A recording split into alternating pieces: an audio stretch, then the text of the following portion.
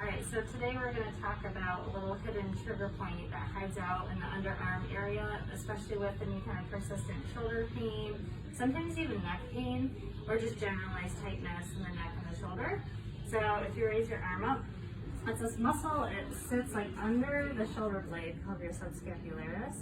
So I could press in there and kind of poke around, a little sore in there. So a lot of people with persistent neck tightness, shoulder tightness also have trigger points in here. So I'll show you where you can release that on like a friend or partner. So if you go ahead and lie on your back.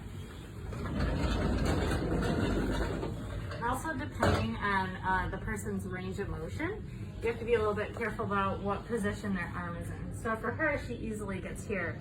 For some people, that's pretty uncomfortable.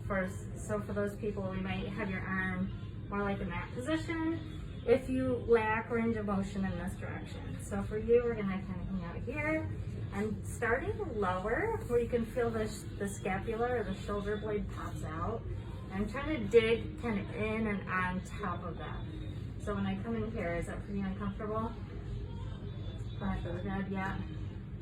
I start lower and I try to avoid getting too high into the armpit just because there's a lot of like lymph vessels, veins, arteries, and nerves there, so we don't necessarily want to put pressure right into the armpit. We're kind of sticking a little bit lower than that.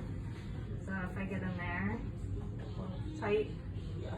So some people, when you find a trigger point, you're looking for something that feels tight and that's like pretty uncomfortable for the person. They might feel that wrap around to the top or the front of the shoulder. They may also feel some sensations in their wrist or their hand. Do you feel anything? Not really. Okay, so some people will feel even like finger, hand, wrist tingling or achiness.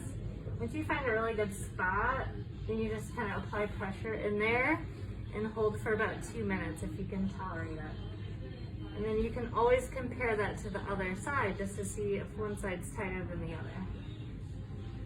All right, and that's it.